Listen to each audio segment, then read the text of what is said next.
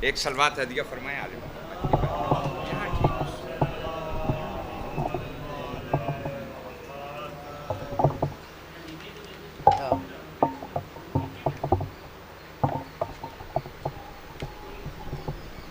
محمد و آل محمد صلوات۔ تھوڑا سا آگے کر دیں گے، تھوڑا سا آگے، وہ ٹھیک ہے، سٹینڈ آگے کر دیں بس، اب ٹھیک ہے، آپ بند کر لیں۔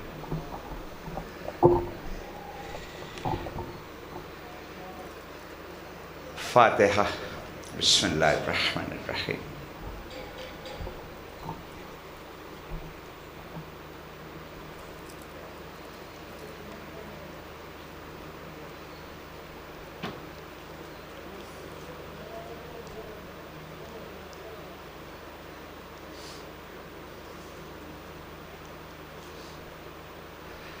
صلوات علی محمد کی بارگاہ میں۔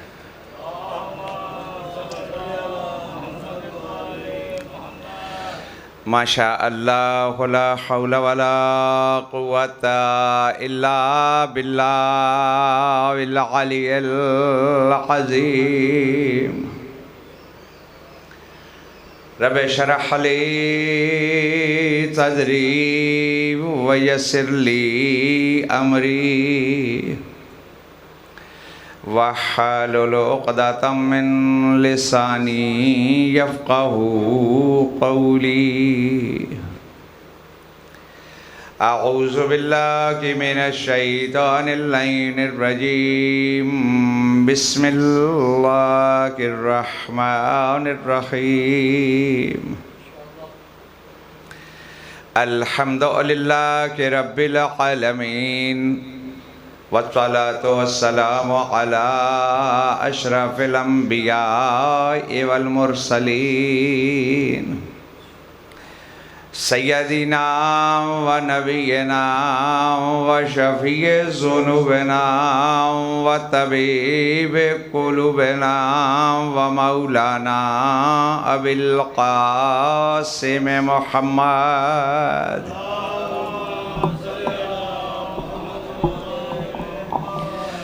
والصلاة والسلام على آلہ الطیبین الطاہرین المعصومین المنتجبین، ولعنۃ اللہ علی اعدائہم اجمعین۔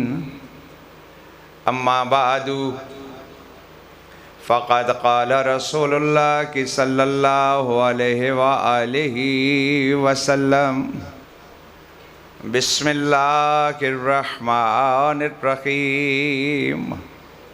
ان الحسین مصباح الہدی وسفینۃ النجات۔ صلوات علی محمد کی بات۔ اگر حسین نہیں ہے بہشت کا رستہ، توجہ فرما رہے ہیں آپ اپنی تعداد کو بالکل ذہن میں نہیں رکھیے گا، آپ اتنے زیادہ لوگ بیٹھے ہیں۔ کربلا سے جو سبق لیتا ہے، کربلا یہی سکھاتی ہے کہ کربلا کبھی بھی تعداد کی قائل نہیں رہی، کربلا نے کبھی بھی تعداد کو نہیں دیکھا۔ میں ممبر سے آگے اس لیے آ کے بیٹھا کہ میں نے ایک طویل سفر کیا آپ کی زیارت کے لیے۔ اللہ کی ذات میرے بیٹے حور کو سلامت رکھے، اس کی توفیقات میں اضافہ فرمائے، جس کے سبب سے مجھے یہاں کے مومنین کی زیارت نصیب ہوئی۔ اللہ آپ سب کی دعاؤں کو مستجاب فرمائے۔ کائنات کا خالق بیماروں کو اپنی بندگی کے لیے شفا کاملہ و عاجلہ عطا فرمائے، بے اولادوں کو اولاد صالح عطا فرمائے، جنہیں اولاد کی نعمت سے نوازا ہے انہیں بہترین عزادار بنانے کی توفیق عطا فرمائے۔ جن گھروں کے اندر میرے جوان بیٹے بیٹیاں موجود ہیں، پروردگار ان کے والدین کو اپنی جوان اولادوں کے لیے بہترین اور محفوظ مستقبل کی ضمانت عطا فرمائے۔ اللہ مقروض مومنین کے قرض اپنے خزانوں سے ادا کرنے کے اسباب پیدا فرمائے۔ کائنات کا خالق اتنا عظیم ہے جو دعاؤں کی تفصیل سننے کا محتاج نہیں۔ آسمان ولایت کے چوتھے تاجدار حضرت امام زین العابدین علیہ الصلوۃ والسلام، جس امام سے ہمیں سب سے زیادہ دعائیں جو ہیں اللہ سے گفتگو کرنے کا سلیقہ جس امام نے ہمیں سکھایا ہے، وہ اپنی ایک دعا کے آغاز میں بڑا عجیب جملہ ارشاد فرما رہے ہیں. کہتے ہیں کہ پروردگار میں تجھ سے دعا نہیں مانگتا، دعا تو گویا یہ ہوئی کہ جو حصہ تو نے میرا مقرر کیا ہے میں اس پہ راضی نہیں ہوں.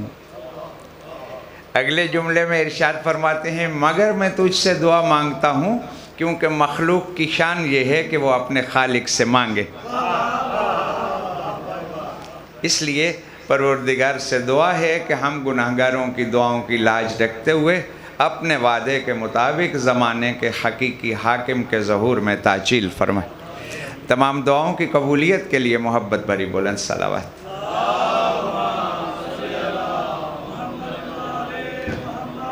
اللہ اس سزا خانے پہ اپنی برکتیں اور رحمتیں نازل فرمائے.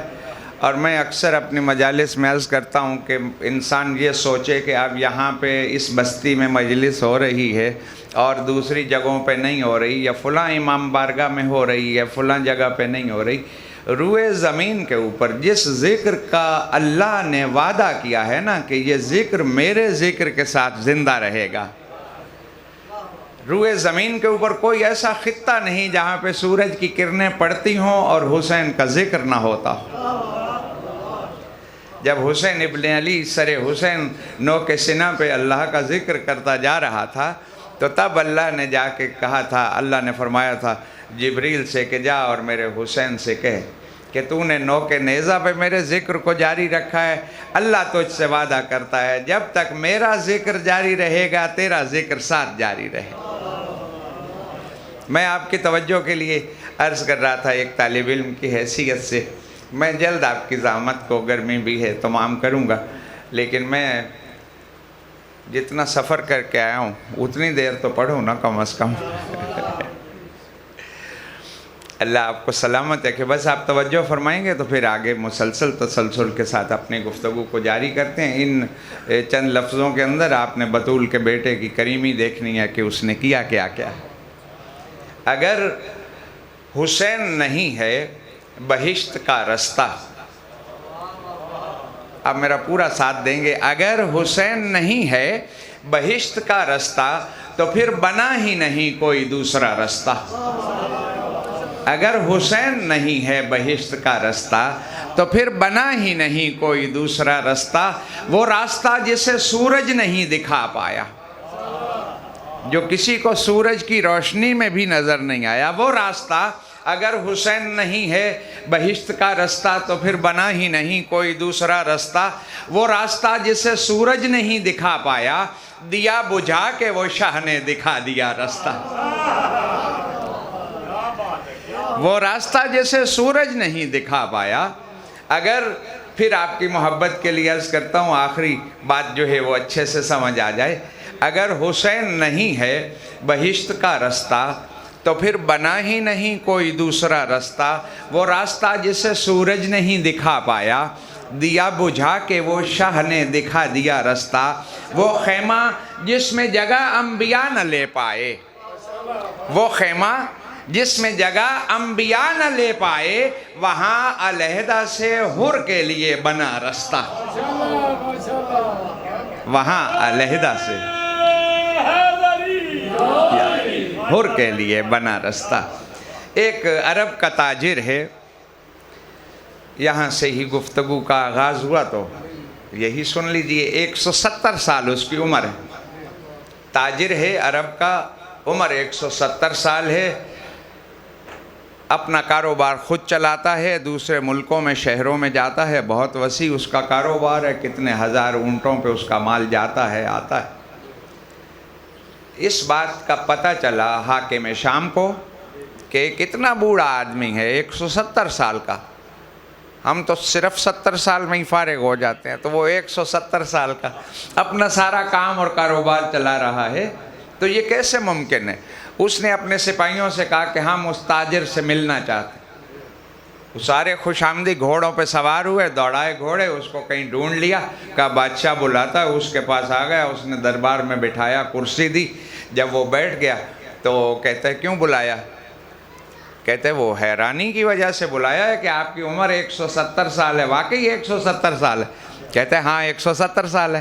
اپنا کاروبار خود کرتے ہو؟ جی خود کرتا ہوں۔ کہا اس اتنی طویل عمر میں اس کا سبب کیا ہے؟ اللہ نے جو تمہاری عمر میں برکت ڈالی ہے اس کی وجہ کیا ہے؟ کہتے ہیں میں تجارت کرتا ہوں، جو مال خرید کے لے آتا ہوں بہت کم منافع پہ آگے لوگوں کو بیچتا ہوں، زیادہ منافع نہیں لیتا۔ جب ان کا مال ان سے پیسے لے کے ان کے حوالے کر دیتا ہوں تو پھر اپنے مال میں سے تھوڑا سا مال ان کے مال میں ڈال دیتا ہوں تاکہ کوئی کمی بیشی رہ گئی ہو تو وہ بھی پوری ہو جائے۔ میں ترازو میں خیانت نہیں کرتا، اللہ نے اس دیانت کے بدلے میں میری عمر میں برکت عطا فرمائی۔ کہتا ہے اچھا اتنے بڑے تاجر ہو اور یہ وجہ بھی تم نے بتا دی، ہمیں بات پسند آئی ہے۔ آپ یہ بتاؤ کہ اتنے وسیع کاروبار میں تم تو بہت سے ملکوں میں جاتے ہو، تو کبھی مکہ گئے ہو؟ آپ کی توجہ چاہ رہا ہوں۔ شام کا دربار ہے، دربار سجا ہوا ہے، بھرا ہوا ہے دربار۔ یہ اس بوڑھے تاجر سے بات کر رہا ہے اور وہ تاجر کہتا ہے کہ ہاں مکہ بہت بڑی منڈی ہے، ہمارا تو کاروبار ہے، ہمارا تو آنا جانا رہتا ہے وہاں پہ، ہم مال خریدتے بھی ہیں وہاں پہ، بیچتے بھی ہیں جا کے۔ کہتا ہے اچھا اگر تم مکہ جاتے ہو تو کبھی ہمارے جج سے ملاقات ہوئی ہے تمہاری؟ 170 سال کا بوڑھا، ذہن میں رکھنا ہے، دربار بھی اس کا اپنا ہے، اسلحہ لے کے تلواریں لے کے سپاہی اس کے کھڑے ہیں، سامنے درباری بھی اس کے بیٹھے ہیں، بات بھی اس کی ماننے والے ہیں، اور یہ تنہا بوڑھا ہے 170 سال عمر۔ کہا کبھی مکہ؟ کہا ہاں گئے کافی دفعہ۔ کہا ہماری جج سے ملاقات ہوئی ہے؟ تو یہ کہتا ہے تمہاری مراد امیہ تو نہیں ہے؟ امیہ کے بارے میں پوچھ رہے ہو؟ یہ تاجر کہتا ہے، اپنا حاکم کہتا ہے کہ ہاں امیہ ہی تو ہمارے جد ہیں، انہی کے بارے میں پوچھ رہا ہوں۔ کہتا ہے ہاں بس ایک دفعہ ہوئی تھی ملاقات، بس ہو گئی اچانک ملاقات، میں چاہتا نہیں تھا لیکن ہو گئی۔ کہتا ہے اچھا جو ملاقات ہوئی اس میں تم نے ہماری جد کو کیسا پایا؟ وہ کیسے لوگ تھے؟ یہ کہتا ہے وہ جھوٹ بہت بولتے ہیں، بزدل بہت ہیں، انتہا کے کنجوس ہیں، لوگوں کے ساتھ وعدہ خلافی کرتے ہیں، پتہ نہیں کیا سے کیا۔ جب کہا تو اس کو بڑا غصہ آیا، اس نے خاموش کروا دیا۔ کہتے اتنے بوڑھے ہو، تمہاری یہ مجال اور یہ جرت میرے دربار میں میرے جد کے بارے میں اس طرح کی باتیں کر رہے ہو؟ مجھ سے تو برداشت نہیں ہوتا۔ بہت غصہ کنٹرول کر کے پانی کے 2 گھونٹ پی کے تھوڑی دیر کے بعد پھر کہتا ہے اچھا ٹھیک ہے، تم نے ہمارے جد کے بارے میں تو بتایا ہے، کبھی تمہاری علی کی جد سے ملاقات ہوئی؟ مکہ جو جاتے ہو، توجہ ہے نا آپ کی؟ میں بہت لمبی مجلس پڑھنے کا عادی ہوں لیکن آج مختصر پڑھوں گا، لیکن جتنی پڑھوں آپ توجہ سے سماعت فرمائیے گا۔ ایک صلوات ہدیہ فرمائیے آل محمد کے بارے میں۔ کہ ہمارے جد کے بارے میں بتا دیا، کبھی علی کے جد سے تمہاری ملاقات ہوئی ہے؟ کہا کوئی ایک بار۔ جب جاتے ہیں جب تک علی کی جد کی زیارت نہ کریں، تم ہاشم کے بارے میں پوچھ رہے ہو نا؟ کہا ہاں میں ہاشم کے بارے میں پوچھ رہا ہوں۔ کہا ہم تو ان سے ملتے ہی ملتے ہیں، مکہ جانا جو ہے ہمارا بیکار ہوتا ہے اگر ان کی زیارت ملاقات نہ ہو۔ اب یہ جل بھی رہا ہے اور ساتھ پوچھ بھی رہا ہے کہ تم نے ان کو کیسا پایا، وہ کیسے ہیں؟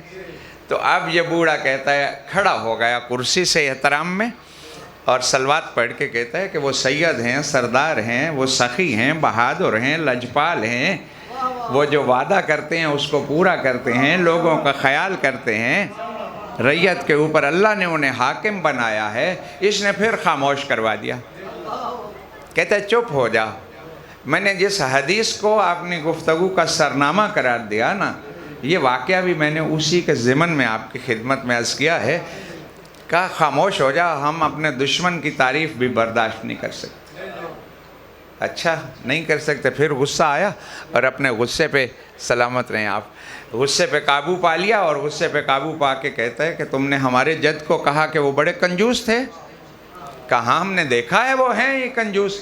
کہتا ہے یہ بھرا ہوا دربار ہے، تم جانتے ہی نہیں کہ ہم کتنے سخی ہیں، میں انہی کی اولاد ہوں نا، تو مانگ اور میں تجھے عطا کروں۔ جو چیز مانگے گا میں تمہیں عطا کروں گا، دربار والوں کو بھی پتہ چلے، تمہیں بھی پتہ چلے ہم کتنے سخی ہیں۔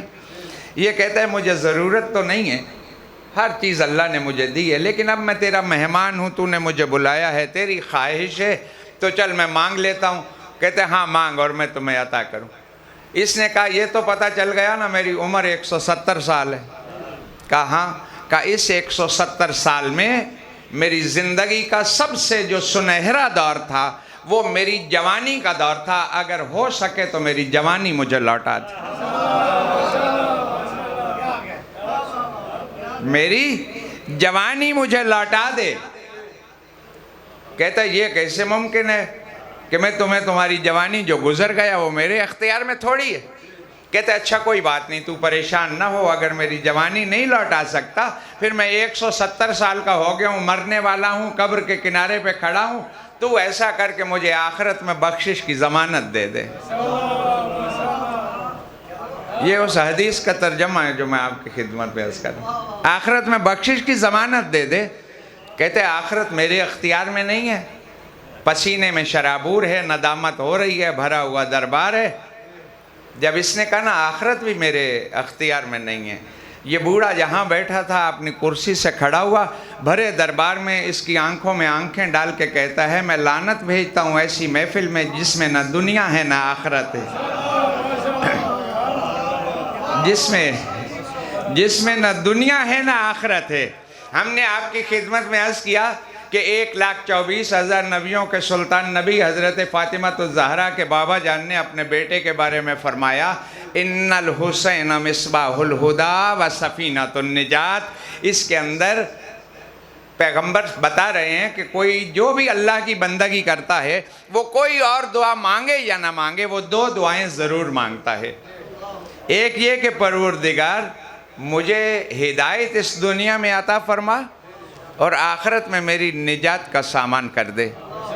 پیغمبر نے ایک ہی حدیث کے اندر اپنی امت کو 2 بہترین نسخے دے دیے ہیں، اور پیغمبر سمجھا رہے ہیں کہ جسے اس دنیا میں ہدایت چاہیے اسے بھی میرے بیٹے حسین کے دروازے پہ آنا پڑے گا، اور جسے آخرت میں نجات چاہیے اسے بھی میرے بیٹے حسین کے دروازے پہ آنا پڑے گا۔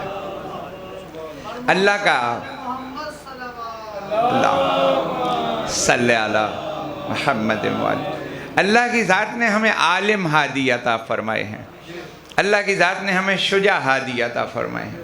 اللہ کا جتنا شکر ادا کریں کم ہے۔ جیسے ہادی اللہ نے ہمیں عطا فرمائے ہیں ایسے ہادی اللہ نے کسی کو عطا نہیں فرمائے، کسی مکتب کے پاس ایسے ہادی نہیں۔ پوری تاریخ انسانیت اٹھا کے دیکھ لیجئے، کوئی ضعیف سے ضعیف روایت بھی آپ کو ایسی نہیں ملے گی جو یہ بتاتی ہو کہ آل محمد نے بھی کسی سے کچھ پوچھا ہو۔ ہر روایت یہی چیخ چیخ کے کہہ رہی ہے کہ جب بھی کسی نے پوچھا ہے آل محمد سے پوچھا ہے، آل محمد نے کسی سے کچھ نہیں پوچھا۔ یہ جو اسلام ہے جس کو ابھی 2 روز پہلے بطول کے بیٹے نے بچایا ہے اور بہت بڑی قیمت ادا کر کے بچایا ہے، اور یہ اب قیامت تک، قیامت کے بعد بھی یہ محمد کا دین جو ہے یہ محفوظ ہو چکا ہے، بچ گیا ہے۔ یہ سارے کا سارا دین 1400 سال سے پڑھایا جا رہا ہے کہ یہ دین کیا ہے۔ مدارس قائم ہو گئے، لائبریریاں بن گئیں، آپ قم چلے جائیں، نجف چلے جائیں، لوگوں کی زندگیاں وقف ہو گئیں، مجتہد بیٹھے ہیں، علماء بیٹھے ہیں، پھر دنیا کے اندر وہ علماء پھیلتے جا رہے ہیں۔ کیوں؟ تاکہ لوگوں کو بتائیں کہ وہ یہ دین کیا ہے، جس کو حسین نے بچایا ہے، وہ اسلام چیز کیا ہے، اس کو اللہ نے پسند کیوں کیا ہے۔ اسی کی تشریحات ہو رہی ہیں 1400 سال سے۔ اب اگر میں اپنے بچوں کے لیے، اپنے بزرگوں کے لیے، اپنے بھائیوں کے لیے وہ سارے کا سارا دین جس کو 1400 سال سے پڑھایا جا رہا ہے، لاکھوں کے حساب میں اس پہ کتابیں لکھی گئی ہیں اور علماء موجود ہیں اور وہ اس کو پھیلا رہے ہیں، بتا رہے ہیں، پیغمبر کے بعد ان کی اولاد نے بتایا اور پھیلایا، اس کے بعد علماء کی ذمہ داری ہے۔ ذاکرین جب بھی ممبر پہ آتے ہیں یہی بات بتاتے ہیں کہ وہ اسلام کیا ہے جس کو حسین نے بچایا۔ ایک جملہ تو پہلے یہ عرض کر دوں اسلام کی تشریح سے پہلے کہ اگر یہاں پہ اسلام کی کوئی قیمت ہم لگانے بیٹھ جائیں، میرا بھائی بیٹا بیٹھا ہے، ہم بتانے لگ جائیں دونوں آپ کو مل کے کہ اسلام اتنا قیمتی ہے اتنا قیمتی ہے، تو ہم بتا ہی نہیں سکتے اسلام کیا تھا، اسلام کتنا قیمتی تھا۔ بس ایک طالب علم کی حیثیت سے ایک اندازہ لگایا جا سکتا ہے کہ اسلام اتنا قیمتی تو تھا نا، جس پہ حسین ابن علی نے اپنا کڑیل جوان بیٹا قربان کر دیا، علی اصغر دے دیے، جناب زہرا کا پردہ دے دیا، چادر اپنی ماں کی قربان کر دی۔ اتنا قیمتی وہ اسلام ہے۔ وہ سارے کا سارا اسلام 3 چیزوں کے اوپر کھڑا۔ ایک صلوات ہدیہ فرمائیے گا میرے بزرگ تشریف لائے۔ سب سے پہلی چیز جو بنیاد ہے اسلام کی وہ عقیدہ ہے۔ دوسری چیز عمل ہے، عمل انسان جو کرتا ہے، اور تیسری چیز کا نام اخلاق ہے۔ یہ اس اسلام کا خلاصہ ہے جو 1400 سال سے پڑھایا جا رہا ہے۔ عقیدہ، عمل اور اخلاق۔ عقیدہ کیا ہے؟ جو چیز آنکھوں کے ذریعے آپ کے دل میں اتر جائے اسے عقیدہ کہتے ہیں۔ جو دل سے نکل کے آپ کے اعضاء و جوارح سے ظاہر ہونے لگے اسے عمل کہتے ہیں، اور جس کی گواہی آپ کے محلے والے دے دیں اسے آپ کا اخلاق کہتے ہیں۔ یہ ہے اسلام کا خلاصہ۔ ایک بات اور عرض کر دوں، نہ عقیدے میں ہماری مرضی ہے، نہ عمل میں ہماری مرضی ہے، نہ اخلاق میں ہماری مرضی۔ ان تینوں چیزوں میں کچھ کو ماننا ضروری ہے، کچھ کا کرنا ضروری ہے، اور کچھ کا خیال رکھنا ضروری ہے۔ یہ ہے اس دین کا خلاصہ۔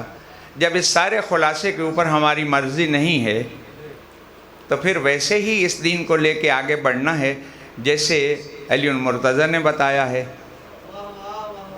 جیسے حسین ابن علی نے کربلا کے اندر بچایا ہے۔ جنگ صفین ہے اور پوری جنگ پڑھنی نہیں ہے، صرف اس بات کو سمجھنے کے لیے عرض کرتا ہوں کہ پاک امیر المومنین نے، یہ تاریخ کی بڑی طویل جنگ تھی اور یہ سننے اور پڑھنے کے قابل یہ جنگ ہے۔ پھر انشاءاللہ کسی موقع پہ حاضر ہوں گے تو آپ کو پوری صفین سنا دیں گے انشاءاللہ۔ ایک بات صرف سن لیجئے کہ مولا امیر المومنین نے حضرت مالک اشتر کو اپنے پاس بلا کے کہا کہ مالک اب تم میدان میں جاؤ۔ اب مالک اشتر کے بارے میں کہوں آپ کو کہ مالک کیا تھے؟ مولا کو بڑا اعتماد تھا، مولا کے بڑے اچھے سپہ سالار تھے، بڑے بہادر تھے۔ مالک پہ بھی ایک اشرہ پورا پڑھا جا سکتا ہے، لیکن مالک کو سمجھنے کے لیے پاک امیر المومنین کا یہی جملہ کافی ہے کہ ابو طالب کا بیٹا فرما رہا ہے۔ آپ کو سمجھ آ جائے گا کہ مالک اشتر کیا تھے، کہ مالک کی مجھ علی کے نزدیک وہی حیثیت اور اہمیت ہے جو میری محمد کے نزدیک تھی۔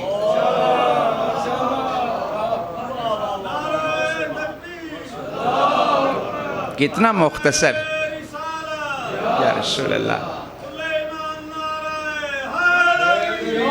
یا علی کے نوکر بیٹھے ہیں نا، پاک پیغمبر مسجد نبوی میں خطبہ ارشاد فرما رہے ہیں اور اپنے بھائی کی فضیلتیں بہت بیان کر رہے ہیں۔ کچھ دیر تک تو لوگوں نے برداشت کیا، پھر ایک شخص کھڑا ہو گیا اور اس نے کہا آپ جو اپنے بھائی کی اتنی فضیلتیں بیان کرتے ہیں، آپ یہ بتائیے کہ آپ کے بھائی علی افضل ہیں کہ ملائکہ افضل ہیں؟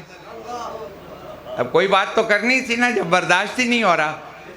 وہ بھی رحمت للعالمین بن کے جو آیا تھا نا، اس نے اپنے پاس بلا لیا، کہا ذرا قریب آ جا تاکہ تمہیں میرے جواب کی سمجھ آئے۔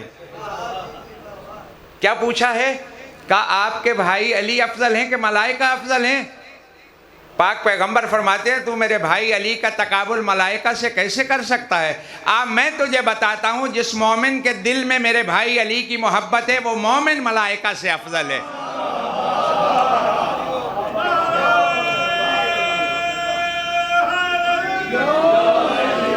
ہم تھوڑی دیر کے لیے صفین کے میدان میں کھڑے تھے، مولا نے مالک اشتر کو بلایا، کہا آپ حملہ کرو۔ بس وہ حملہ اور جنگ بھی میں آپ کی خدمت میں نہیں پڑھتا، بس تاریخ میں لکھا ہوا ہے کہ مالک جب حملہ کر رہے تھے تو دشمنوں کے سر فضا میں ایسے اڑ رہے تھے جیسے پرندے پرواز کرتے ہیں۔ حملہ کرتے کرتے مالک صفوں کو چیرتے ہوئے دشمن کے خیمے کے دروازے پہ پہنچ گئے۔ لشکر علی کا سپہ سالار ہے مالک اشتر، جس کے بارے میں علی نے جو ارشاد فرمایا آپ کی خدمت میں عرض کر دیا ہے۔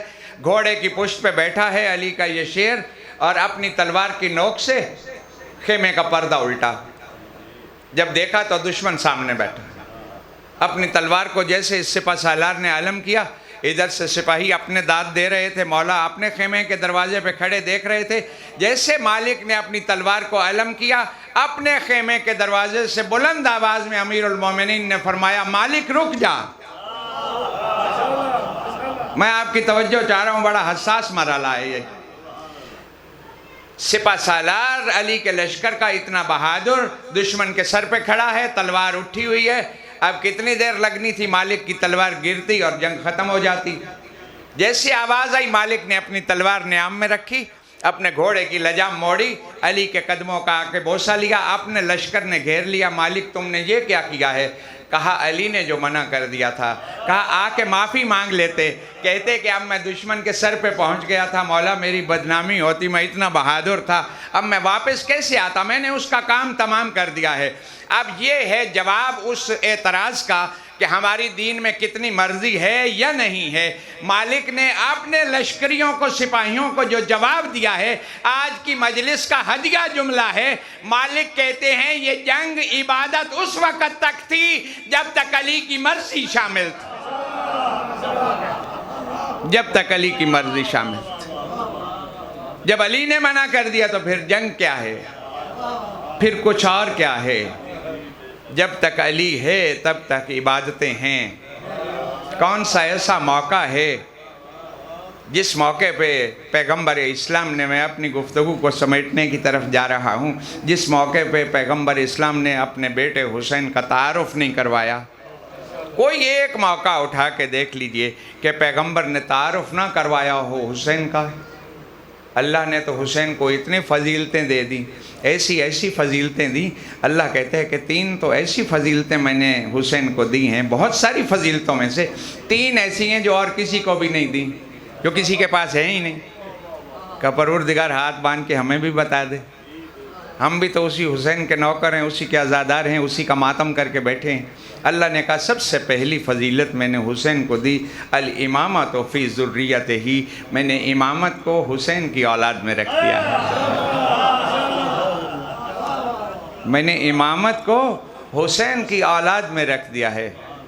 دوسری فضیلت، آپ کسی شہر میں چلے جائیں، کسی پیر فقیر کی قبر پہ چلے جائیں۔ میں آ رہا تھا تو میرا بیٹا بتا رہا تھا کہ یہ ارد گرد ساری بستیاں جو ہیں سادات کی ہیں، ایک دادے کی اولاد ہیں، ہمارے لیے واجب الاحترام ہیں، ہم تو سلام کرتے ہیں، اولاد زہرا ہیں، جہاں جہاں جس رنگ میں موجود ہیں، لیکن ہر شہر کی مٹی کھانا حرام ہے۔ شریعت کا فیصلہ ہے، یہ فقہی مسئلہ ہے کہ مٹی کھانا حرام ہے۔ کچھ لوگ، کچھ خواتین مٹی کھاتی ہیں، ان کے لیے بازار سے مٹی لائی جاتی ہے، وہ مٹی کھاتی ہیں۔ کسی کے لیے بازار سے خرید کے لانا بھی حرام ہے، کسی کو کھلانا بھی حرام ہے، اور خود کھانا بھی حرام ہے۔ آپ نجف چلے جائیں، نجف کی مٹی، ہمیں مولا سے کتنی عقیدت ہے، مٹی کھانا حرام ہے۔ مکے اور مدینے کی مٹی کھانا حرام ہے، فقہی مسئلہ ہے۔ اللہ نے کہا میں نے حسین کو یہ فضیلت دی ہے، الشفاء فی تربتہ، میں نے حسین کی قبر کی مٹی کو کھا کے شفا بنا دیا ہے۔ اگر کسی کی بیماری لا علاج ہو جائے، میرے حسین کے قبر کی تھوڑی سی مٹی اس کو کھلا دو، اس کو شفا دینا مجھے اللہ کا کام ہے۔ اور میں نے تو ایک طالب علم کی حیثیت سے روایات کے اندر پڑھا ہے کہ اگر کسی کی قبر کو اندر سے حسین کے قبر کی مٹی سے خاک شفا سے لیپ کر دیا جائے تو جب تک وہ مٹی رہتی ہے تب تک اس کی قبر پہ عذاب نازل نہیں ہوتا۔ اللہ نے حسین کو یہ فضیلت عطا فرمائی۔ اللہ کہتے ہیں میں نے ایک فضیلت اور حسین کو عطا فرمائی۔ آپ جب ابھی تازہ حاجی واپس پلٹے ہیں محرم سے پہلے، دعائیں مانگنے جاتے ہیں، ہر بندہ ہی دعا مانگتا ہے۔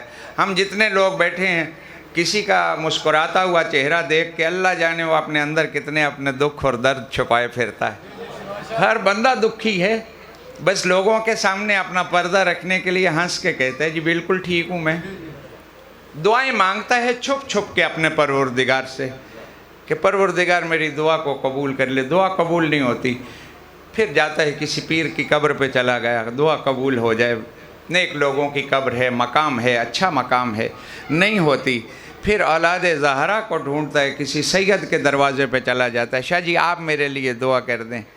और सादात हमारे लिए मैं अपनी बात करता हूँ, मैं तो लोगों को कहता हूँ कि ये हसन और हुसैन की निशानियाँ हैं, इनका एहतराम किया जाए, ये बतूल के बच्चे हैं, इनका हया और एहतराम किया जाए। कोई नहीं करता तो उसका अपना मुक़द्दर और नसीब है, उसकी दुआ कबूल नहीं होती। हज पे चला गया है, मैदान अरफात से जब इंसान निकलता है ना, अल्लाह कहता है अपने आप को ऐसे समझे जैसे अभी माँ के पेट से पैदा हुआ। अल्लाह कहता है अगर उसकी दुआ वहाँ भी कबूल नहीं होती, फिर उसके लिए ज़रूरी है, मैंने हुसैन को जो फजीलत दी है, इजाबत दुआ तहता कुब्बत ही, कि वो दुनिया के काम छोड़े, करबला का सफ़र अख्तियार करे, मेरे हुसैन के रोज़े के गुम्बद के नीचे जाके खड़ा हो जाए, अल्लाह आप सबको ले जाए, जो गए हैं वो गवाही देंगे। मौला के सिरहाने वाली तरफ एक सुर्ख रंग का पत्थर है, वो कबूलियत दुआ की जगह है। अल्लाह कहता है उस मकाम पे जाके खड़ा हो जाए, दस्ते दुआ बुलंद करना उसका काम है, उसकी दुआ को कबूल करना मुझ अल्लाह का काम। ये फ़जीलतें हैं जो अल्लाह ने हुसैन इब्न अली को दी हैं। एक फ़जीलत और अर्ज़ कर देता हूँ कि जहाँ पे भी कुछ हस्तियाँ दफन हैं, जो शहर हैं, अब हमारे यहाँ पाकिस्तान के अंदर जहाँ जहाँ भी पीर फ़कीर दफन है, हमारे यहाँ एक कलमा है शरीफ, जहाँ पाकिस्तान में ये ज़्यादा इस्तेमाल होता है, जैसे गोलड़ा शरीफ है, पाकपतन शरीफ है, सियाल शरीफ है, और जहाँ पे बुज़ुर्गान हैं उनके शहरों के साथ लगता है शरीफ।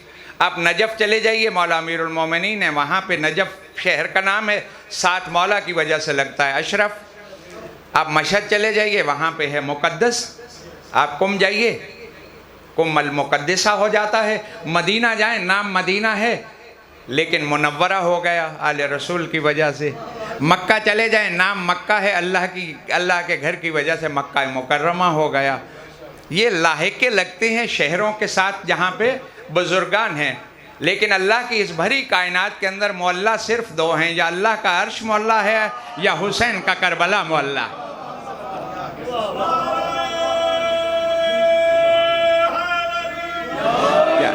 एतराज़ किया जाता है कि इबादत होती है इबादत खानों में, ये गलियों सड़कों पे क्या करने जाते हैं, ये कब तक अली अली करते रहेंगे, ये कब तक हुसैन हुसैन करेंगे। 61 हिजरी में जंग हुई थी, 1400 साल हो गए, अभी तक अली अली हुसैन हुसैन हो रहा है। यही सवाल हम एक माजरत के साथ बात अर्ज करूं कि जब ज़मीर बिकता है तो कलम भी बिकता है। मैंने अपनी आंखों से पढ़ा है, एक शख्स ने मौला का सजदे की हालत में नाना की पुष्प पे सवार होना, मैं वो दो जुमले भी आपकी खिदमत में अर्ज़ करता हूँ। जो बात कर रहा हूँ कि यही सवाल उनकी तरफ पलटा देते हैं जो कहते हैं कि कब तक अली अली करते रहेंगे। हालांकि इसका जवाब हुजर इब्न अदी बहुत साल पहले दे चुका है शाम में। हुजर इब्न अदी से कहा था कि हम आपको कत्ल करना चाहते हैं, लेकिन आपके लिए एक रियायत भी है। का रियायत क्या है? का बादशाह कह रहा है तुम्हारी जान बख्शी हो सकती है, तुम्हारे बेटे को भी छोड़ देंगे, तुम्हें भी छोड़ देंगे, तुम्हें कत्ल नहीं किया जाएगा, बस तुम अली से मोहब्बत करना छोड़ दो। तो इसने मुस्कुरा के कहा था कि तुम्हारे बादशाह की बात का मतलब ये है कि मैं कुरान की तिलावत करनी छोड़ दूँ, मैं कुरान की तिलावत करनी छोड़ दूँ। कब तक ये अली अली करेंगे, कब तक हुसैन हुसैन करेंगे? यही सवाल उनकी तरफ पलटाते हैं कि आप हमें बता दीजिए कि आप नमाज के हर रकत के अंदर कब तक अलहम्द पढ़ते रहेंगे, आप कब तक सूरह यासीन की तिलावत करते रहेंगे। ये हम अपनी तरफ से थोड़ा गलियों में जाके हुसैन हुसैन करते हैं। आपने कभी देखा मदीने की गली में? आप यकीन कीजिए, बस गुफ्तगू तवील ना हो जाए, मैं कोशिश कर रहा हूँ कि मैं अपने बयान को समेट लूँ। एक सादिक होता है, एक सिद्दीक होता है। सादिक सच्चा होता है, सादिक को कहते हैं सच्चा, ये सच बोलता है, जो देखता है वो ही बयान करता है। मैं लाहौर से सफ़र करके आया, रास्ते में कई बातें थीं, गाड़ी ख़राब हो गई थी। मैंने आते ही अपने बेटे को बताया, मैंने कहा हो बेटा आपको इंतज़ार करना पड़ा, गाड़ी ख़राब हो गई थी, मेरे बस में तो नहीं था। उन्होंने कहा गाड़ी को क्या हुआ था? मैंने कहा उसके प्रेशर को ड्राइवर बता रहा था, ये मसला हो गया। ये बहरहाल जो हुआ मैंने बता दिया। تو انہوں نے کہا کہ ہمارے مولوی صاحب بڑے سچے ہیں، جو دیکھا تھا وہی بتایا، نہ کوئی بات کم کی ہے نہ اس میں کوئی اضافہ کیا، میں نے جو تھا بتا دیا۔ میں صادق ٹھہرا، میں صادق ہوں۔ میں نے ایک واقعہ دیکھا، آ کے آپ کی خدمت میں عرض کیا۔ ایک صدیق ہوتا ہے، اس میں فرق یہ ہے کہ صادق واقعے کا محتاج ہوتا ہے، صدیق واقعے کا محتاج نہیں ہوتا۔ صدیق کی زبان سے کوئی جملہ نکل جائے، اللہ اس جملے کی لاج رکھتا ہے۔ اگر بات سمجھ میں نہ آئی ہو تو آپ مجھے یہ بتا دیجئے، کوئی تاریخ بتاتی ہو کہ محمد کی بیٹی نے کپڑے خرید کے کسی درزی کو دیے تھے کہ میرے بیٹوں کے سی دینا کپڑے، کل عید ہے، حسن اور حسین نئے کپڑے ڈال لیں گے۔ بس بچے بازار سے گھر آئے، اماں سارے لوگ کپڑے لے کے بچوں کے جا رہے تھے، بچے جا رہے تھے، خوش تھے، کل ہر کوئی نئے کپڑے پہنے گا، ہمارے کپڑے تو ہیں نہیں۔ جناب سیدہ کے منہ سے جملہ نکلا، آپ کے کپڑے بھی درزی کے پاس ہیں۔ کپڑے دیے کسی درزی کو نہیں تھے، فوراً جبریل کو طلب کر کے ذات احدیت نے کہا کہ یاد رکھ، میری کنیز نے زمین پہ اپنے بچوں سے وعدہ کر لیا ہے، اس کے وعدے کی لاج رکھنی ہے، کل 2 حلے لے لینا، جنت سے چلے جانا۔ میں نے تو کہا نا ملائکہ سے علی افضل ہیں کہ ملائکہ افضل ہیں؟ تو کسی نے سوال کیا تھا حرہ سعدیہ سے، حرہ کا بھی بہت طویل واقعہ نہیں بیان کر رہا، بادشاہ جو گورنر تبدیل ہوا تھا نا، اس نے علی کی ایک کنیز کو بولا کہ کہا کہ تمہارے خلاف ایک شکایت ہے، FIR درج کروائی ہے کسی نے۔ کہا کیا ہے؟ کہا یہ ہے کہ تم علی کو باقی صحابہ سے افضل جانتی ہو۔ اس نے کہا تم نے غلط سنا ہے۔ کہا نہیں، میرے سپاہی تو سچ بولتے ہیں۔ کہا یہ تو انہوں نے جھوٹ بولا ہے۔ کہا بولتے تو سچ ہیں، اگر یہ جھوٹ ہے تو پھر سچ کیا ہے؟ اس نے کہا میں صحابہ سے علی کو افضل نہیں مانتی، میں فاطمہ کے بابا جان کے علاوہ جتنے 1,24,000 نبی ہیں ان سب سے علی کو افضل مانتی ہوں۔ کہا یہ کیسے ہو سکتا ہے؟ آدم اللہ کے نبی ہیں تو علی ان سے افضل کیسے ہو سکتے ہیں؟ اس نے کہا تم قرآن نہیں پڑھتے؟ کہتا ہے میں پڑھتا ہوں۔ کہا تم نے قرآن میں نہیں پڑھا جب اللہ نے آدم کو جنت سے نکالا تھا تو آدم جنت کا لباس پہن کے باہر جا رہے تھے، اللہ نے واپس بلا کے کہا تھا ہم نے تمہیں نکال دیا ہے، اب تم جنت کا لباس لے کے زمین پہ نہیں جا سکتے، جنت کا لباس جنت میں واپس رکھ دو اور پھر تشریف لے جائیے۔ کہا قرآن میں ہے کہ نہیں؟ کہا بالکل ہے، یہ تو میں نے پڑھا ہے۔ کہا آدم وہ ہے جس سے اللہ جنت کا لباس اتروا لیتا ہے، علی وہ ہے جو اپنے بچوں کے لباس جنت سے زمین پہ منگوا لیتا ہے۔ زیب تن کی یہ لباس، اس واقعے کو بھی چھوڑ دیا۔ پیغمبر کیسے تشریف لائے؟ 2 سفید حلے تھے، پیغمبر نے پانی میں ڈبوئے اور دونوں شہزادوں سے رنگ پوچھے کس کو کون سا پسند ہے، جو رنگ شہزادوں نے بتائے۔ ایک حلہ نکالا، اس کا رنگ سرخ تھا، وہ حسین کے حوالے کیا۔ دوسرا سفید حلہ نکالا، اس کا رنگ سبز ہو چکا تھا، وہ حسن مجتبیٰ کو انگلیوں کے ساتھ دونوں شہزادے۔ اللہ کا رسول مدینے کی گلیوں میں نکلا، شہزادوں نے ماحول دیکھا اور اپنے نانا سے کہا لباس ہمارے جیسے ہیں نا، ایسے کسی کے لباس نہیں ہیں، لیکن نانا ایک کمی ہے۔ کہا کیا کمی ہے؟ کہا سب کی سواریاں ہیں، ہماری سواری نہیں ہے۔ پیغمبر نے سینے سے لگا کے دونوں شہزادوں کو کہا جیسے تمہارے لباس جیسا کسی کا لباس نہیں نا، ایسے آج مدینے میں تمہاری سواری جیسی کسی کی سواری نہیں۔ دونوں شہزادوں کو اپنے شانوں پہ سوار کرایا اور گلیوں میں جب گھمانے لگے تو بچے کبھی اپنی سواری کو ادھر لے جاتے ہیں کبھی ادھر، پھر دونوں بچے تھے مچل گئے، کہتے ہیں نانا سب کے سواریوں کی لجامیں موجود ہیں، ہماری سواری کی لجام نہیں ہے۔ پیغمبر نے ایک طرف کی زلفیں، ہائے وہ میرا زلفوں والا نبی، ایک طرف کی ایک شہزادے کو زلفیں پکڑا کے دوسری طرف کی دوسرے شہزادے کو کہا آپ جدھر چاہے تم بھی اپنی سواری کا رخ موڑ لو۔ جہاں میں جب بھی پہنچتا ہوں اور میرا واقعہ یہ زبان پہ آ جائے تو میں ناانصافی سمجھتا ہوں کہ میں اس قبر کو سلام نہ کروں جس کے اندر اظہر حسن زیدی صاحب قبلہ سوئے ہوئے ہیں۔ وہ جب یہاں پہنچتے تھے کہتے تھے یہ پیغمبر نے اپنی زلفیں اپنے نواسوں کو نہیں پکڑائی تھیں، یہ رسالت نے امامت کو اختیار دے دیا تھا کہ اب جدھر چاہے رسالت کا رخ موڑ دے،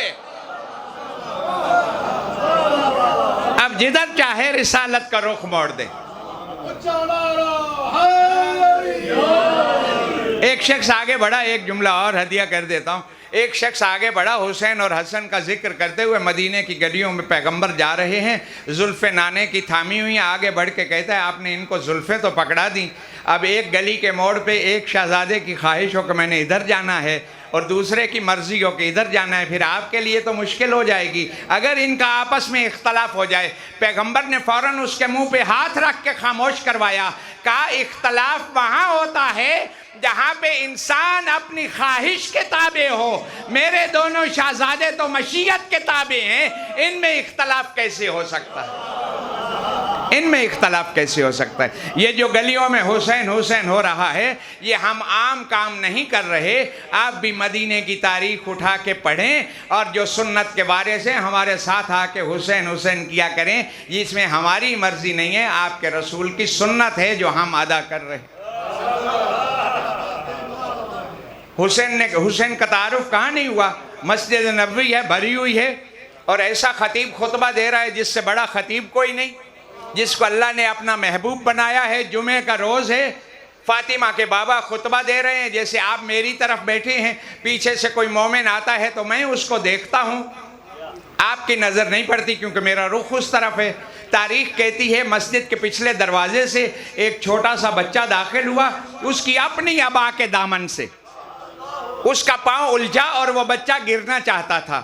اب میں آپ کو یہ تو نہیں بتا سکتا کہ پیغمبر اتنا تیزی سے گئے، بہت تیز گئے، ایسے گئے، بھاگ کے گئے، بس صرف اتنا بتاتا ہوں کہ پیغمبر اتنا تیز تو تھے کہ ابھی تک وہ بچہ زمین پہ گرا نہیں تھا کہ پیغمبر نے اپنی گود میں اٹھا لیا، اپنے سینے سے لگا کے نمازیوں کی صفوں کو چیرتے ہوئے اللہ کا رسول واپس آ کے ممبر پہ بیٹھا۔ جب ممبر پہ بیٹھے تو حسین کو ایسے نہیں اٹھائے رکھا، بلکہ جدھر اپنا رخ تھا نا ادھر ہی حسین کا رخ کر دیا۔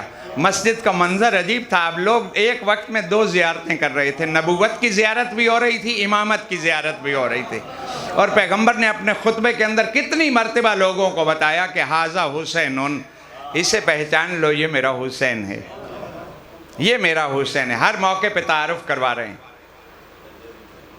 اب نماز جو ہے کہیں پہ حسین اور نماز، آج کل بھی یہاں پہ بحث ہوتی ہے نا، میں نے اس بحث کو کھولنا نہیں ہے، بس ایک واقعہ عرض کرنا ہے کہ سجدے کی حالت میں رسول ہیں، حسین آ کے نانا کی پشت پہ سوار ہو گئے۔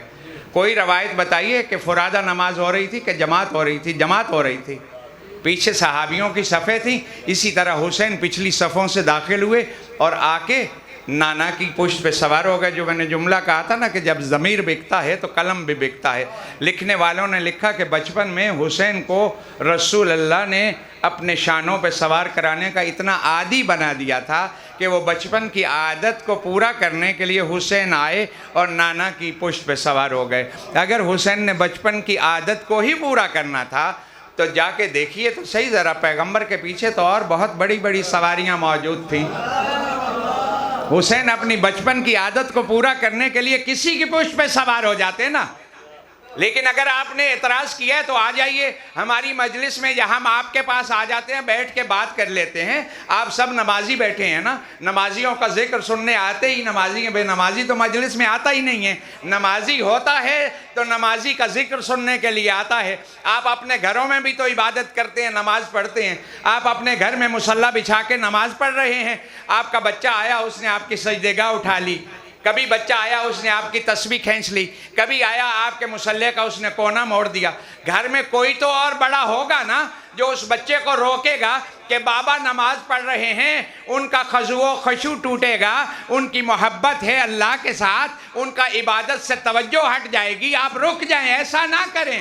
لیکن حسین کو تو روکا بھی کسی نے نہیں، کوئی تو بڑا، اتنے بڑے سارے موجود تھے نا، آ کے حسین کو روک دیتے کہ ہمارا محمد، ہمارا رسول، ہمارا نبی نماز پڑھ رہا ہے، اس کی پشت پہ آپ نے سوار نہیں ہونا۔ لیکن کسی نے نہیں روکا، ان میں سے کسی نے نہیں روکا، ہاں ایک نے روکا، لیکن اس نے بھی حسین کو نہیں روکا، اس نے پیغمبر کو روکا اور آ کے کہا کہ اللہ کہہ رہا ہے جب تک اپنی مرضی سے نہ اتر آئے،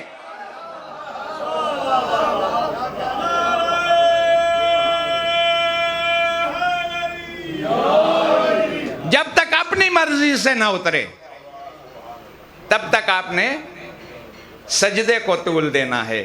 بس ایک جملہ آج کی مجلس میں ہدیہ کر رہا ہوں، اعتراض نہ کیا کریں کہ نماز ایسے، حسین ایسے، بس میں ایک طالب علم کی حیثیت سے پلے باندھ لیجئے میری بات، جب نماز اور حسین اکٹھے ہو جاتے ہیں تو پھر نمازیں قضا نہیں ہوتی، سجدوں کو طول دیا جاتا ہے، پھر سجدوں کو طول دیا جاتا ہے، پھر نمازیں قضا نہیں ہوتی۔ حسین تو وہ ہے اگر کوئی ساری رات دوزخ اور جنت کے درمیان گھومتا رہے اور صبح بطول کے بیٹے کے دروازے پہ آ جائے، حسین سینے سے لگا کے حر بنا دیتا ہے، حر گھیر کر بطول کے بیٹے کی کریمی کا لطف اٹھائیے، حر گھیر کر حسین کو لائے تھے کربلا، حر گھیر کر حسین کو، فرق دیکھیے گا، حر گھیر کر حسین کو لائے تھے کربلا، حر کو حسین گھیر کے جنت میں لے گئے۔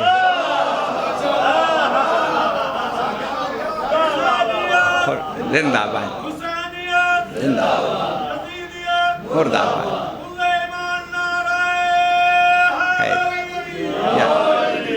حر گھیر کر حسین کو لائے تھے کربلا، حر کو حسین گھیر کے جنت میں لے گئے۔ آپ کی محبت دے کے دو مصرے اور عرض کر دوں کہ فنا کی آخری حد پر کھڑا ہوا تھا حر، فنا کی آخری حد پر کھڑا ہوا تھا حر، بقا کی آخری حد پر حسین لے آئے، بقا کی آخری حد پر حسین لے آئے۔ یہ ہے فاطمہ کا بیٹا حسین، جس کو کبھی رونا نہیں آتا، مطالب کثیر تھے۔ میرا بیٹا بیٹھا ہے، مصائب پڑھے گا آپ کے سامنے، میں بس یہ عرض کروں کہ جب کبھی بھی کسی کو رونا نہیں آتا نا، وہ بھی حسین کو روتا ہے۔ حسین اس بادشاہ کا نام ہے جو کبھی نہیں نہ رویا۔ آدم کی دعا قبول نہیں ہو رہی تھی، جبریل آ گئے، کہ اللہ کہہ رہے تیری دعا قبول نہیں ہوتی، کہا نہیں، کہ اللہ نے نا یہ 5 نام بھیجے ہیں، اللہ چاہتا ہے، دعا تو تیری اللہ نہیں قبول کرنی ہے، لیکن اللہ کو یہ 5 نام اتنے پسند ہیں کہ ان کے واسطے سے کسی کی دعا کو رد نہیں کرتا۔ اللہ کہتے تو ان 5 ناموں کے واسطے سے دعا مانگ، میں اللہ تیری دعا قبول کر لوں گا۔ آدم نے وہ نام لیے اور پڑھنے شروع کیے، دعا مانگی، یا محمود بحق محمد، یا اعلی بحق علی، یا فاطر السماوات بحق فاطمہ، یا محسن بحق حسن، یا قدیم الاحسان بحق حسین علیہ السلام۔ جب یہاں آدم پہنچے نا، اپنا چہرہ آسمان کی طرف کر کے کہتے ہیں کہ پروردگار یہ کیسے نام ہیں جو تو نے میری طرف بھیجے ہیں؟ جب میں نے محمد کا نام لیا نا، میں جانتا نہیں پروردگار یہ محمد کون ہے جس کا نام پڑھ کے میرے دل میں خوشی پیدا ہو۔ میں نے علی کا نام لیا، ہر چیز مجھے بلندیوں کا احساس ہونے لگ گیا۔ میں نے فاطمہ کا نام لیا، میری آنکھیں حیا سے جھکتی چلی گئیں۔ میں نے حسن کا نام لیا، مجھے ایسے لگا جیسے کائنات کا سب سے امیر میں ہوں۔ یہ حسین کون ہے؟ جب میں نے اس کا نام لیا نا، میری آنکھوں سے آنسو بہنے لگے۔ پروردگار یہ حسین کون ہے؟ آدم کی توبہ قبول ہوئی، اللہ جانے۔ جناب زہرا مصلی عبادت پہ جب بیٹھی ہوتی نا، آواز بی بی دیتی، زینب ام کلثوم ذرا میرے پاس آ کے تھوڑی دیر بیٹھو۔ دونوں بیٹیاں آ کے بیٹھ جاتی، خدا جانے محمد کی بیٹی کے دل میں کیا بات آتی۔ دونوں بیٹیوں کو روزانہ یہ بات سبق پڑھانا، یاد کروانی، بات یاد رکھنا۔ زندگی کا پتہ کوئی نہیں بیٹا، میں کب چلی جاؤں، حسن امیر ہے حسین غریب۔ دونوں بہنیں ماں کے پاس سے اٹھتی، زینب کہتی اللہ جانے اماں یہ کیوں کہتی ہے حسن امیر ہے حسین غریب ہے؟ جب امام حسن کا جنازہ واپس آیا تھا نا، جناب زینب سنبھل نہیں رہی تھی۔ ام کلثوم جو ہیں وہ تیر کھینچ رہی تھی بھائی کے جنازے سے، زینب گریہ ماتم کر رہی تھی۔ جناب ام کلثوم نے حوصلہ دیا، کہا اتنا گریہ کیوں کر رہی ہے، حوصلہ کر، ابھی اس کو پھر کفن دیا جائے گا، اس کے تیر نکالنے ہیں، آ کے میرا ساتھ دے۔ اتنا گر گیا، اپنے آپ کو سنبھالتی کیوں نہیں؟ رو کے ماتم کر کے زینب کہتی تھی میں رو اس لیے رہی ہوں جو امیر تھا اس کے ساتھ امت نے یہ سلوک کیا ہے، جو غریب ہے اس کے ساتھ کیا کرے۔ دو مقام ایسے آئے عزادارو جہاں پہ جناب زینب عالیہ کھڑی نہیں رہ سکی، مقتل کی کتابوں میں لکھا ہوا ہے۔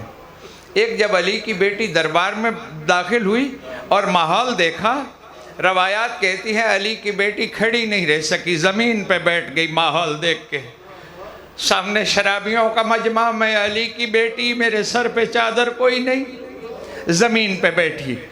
روایات کے اندر جو دوسرا موقع ہے جب زینب عالیہ سے کھڑا نہیں رہا جا سکا، کہا جب حسین اپنی بہن کو خیمے کے دروازے پہ آخری سلام کرنے آئے ہیں، زینب میرا آخری سلام ہو، زینب برداشت نہیں کر سکتی، بیٹھتی بیٹھتی زمین پہ خاک پہ بیٹھ گئی۔ عزادارو شب عاشور جو گزری ہے، یہ شب عاشور کیسی تھی آپ سن چکے۔ حسین نے 3 حصوں میں تقسیم کیا، ایک حصے میں چراغ بجھایا، اپنے صحابیوں سے کہا چلے جاؤ، کوئی بھی نہیں گیا، چراغ جلا، منظر عجیب تھا۔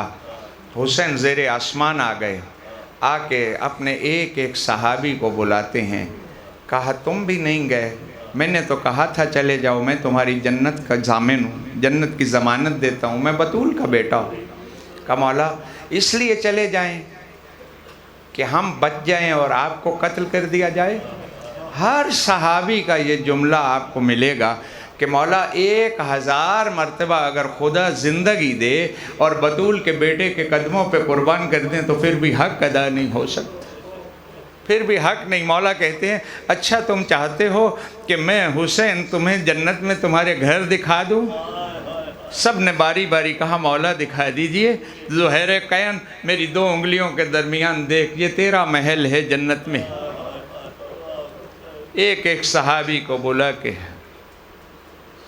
جو سیاہ رنگ تھا نا اس کو بھی بلا کے دکھایا کہ جنت میں دیکھ تیرا گھر، تیرا محل کتنا منور ہے، اپنے سیاہ رنگ سے پریشان نہ ہوا کر، تو حسین کے ساتھ آیا ہے، جب تو گھوڑے سے اترے گا نا تیری لاش سے خوشبو آئے گی اور دنیا حیران ہوگی کہ یہ خوشبو پورے جنگل میں کس کی پھیلی ہوئی ہے۔ اتنا کریم ہے بطول کا بیٹا۔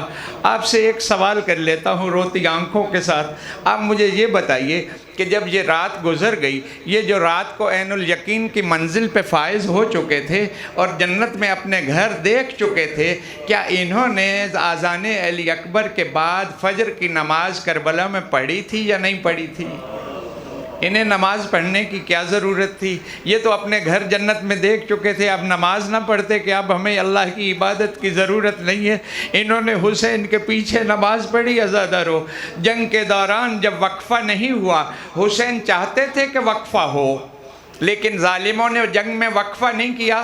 سعید و ابو ثمامہ ڈھال بنے اور باقی جماعت ادھر کھڑی ہوئی، بطول کا بیٹا مصلی پہ آیا اور تیروں کی برسات میں وہ نماز پڑھی جا رہی ہے۔ حسین وہ نماز نہ پڑھتے۔ ان نمازوں کو بھی ایک دفعہ ایک طرف رکھ کے میں آپ سے یہ پوچھتا ہوں کہ جب شام غریباں خیموں کو جلا دیا گیا تھا تو بطول کی بیٹیوں نے کوئی نماز پڑھی تھی کہ نہیں پڑھی تھی؟ کوئی نماز کا وقت ہوا تھا؟ آپ کا یقیناً جواب ہوگا کہ مغرب کی اذان ہوئی تھی اور اذان اور نماز کا وقت تھا، تو خیمے تو جل چکے تھے، حسین جیسا بھائی بھی مارا گیا تھا، بچے یتیم ہو چکے تھے، خیموں میں پانی موجود نہیں تھا۔ علی کی بیٹیوں نے نماز پڑھی کہ نہ پڑھی؟ ایسی نماز پڑھی جیسی کبھی کسی نے نماز نہیں پڑھی۔ ظلم سمجھا تھا کہ جل جائے گی شعلوں میں نماز، راکھ خیموں کی کریدی تو مصلی نکلے۔ میں کہتا ہوں ٹھنڈا پانی پی کے الحمدللہ کہنا اور بات، اچھی غذا کھا کے الحمدللہ کہنا اور بات، اس انداز میں مصلی عبادت بچھا کے تیمم کر کے علی کی بیٹیاں مصلی پہ کھڑے ہو کے کیسی نماز پڑھ رہی تھی. ایک طرف حسین جیسے بھائی کا لاشا، ایک طرف علی اکبر کا لاشا، ایک طرف اون و محمد کے لاشے، سامنے عباس علمدار دونوں بازو کٹا کے سوئے ہوئے، اور علی کی بیٹیاں ان لاشوں کے درمیان کھڑے ہو کے مصلوں پہ نماز پڑھ رہی تھی. بسم اللہ الرحمن الرحیم، الحمدللہ رب العالمین. پروردگار ہماری اس حمد اور نماز کو اپنی بارگاہ میں قبول کر لے، ہماری ان قربانیوں کو اپنی بارگاہ میں قبول کر لے. عزادارو، یہ مرحلہ جب گزر گیا، رات کی تاریکی ہے، اور علی کی بیٹیاں جن خیموں کے گرد ایک رات پہلے عباس و علی اکبر کا پہرا تھا، آج جلے ہوئے خیموں کی چوبیں اٹھا کے زینب و ام کلثوم اپنے یتیم بچوں کو جمع کر کے اپنی بیوہ بھرجائیوں کو حوصلہ دے رہی ہیں، اور چکر لگا کے کہتی ہے الحافظ والحفیظ. پروردگار ہمارے بچوں کی حفاظت فرما، ہمارے مردوں کو قتل کر دیا گیا، ہمارے سروں سے چادریں چھین لی گئی. عزادارو، جب بچوں پہ نگاہ کی علی کی بڑی بیٹی نے تو جناب زینب کی چیخ نکل گئی اور کہتی ہے ام کلثوم، ان بچوں میں سکینہ نہیں ہے. کہا پریشان نہ ہو، بابا کے سینے پہ سونے کی عادی تھی نا، اپنے بابا سے ملنے گئی ہوگی. آپ ایسا کرو، آپ ادھر جاؤ جدھر حسین گھوڑے سے اترے تھے، میں ادھر جاتی ہوں جدھر غازی عباس نہر پہ اترے تھے.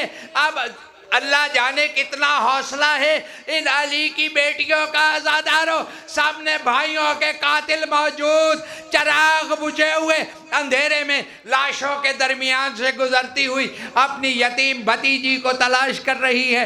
ادھر سے جناب ام کلثوم جا رہی ہیں، ادھر جناب زینب بڑھ رہی ہیں. اب زینب لاشوں کے درمیان چلتی چلتی ایک لاشے کے جو قریب پہنچی تو علی کی بیٹی نے عزادارو دیکھا کہ ایک لاشا ہے جس کے ساتھ سکینہ لپٹی ہوئی ہے.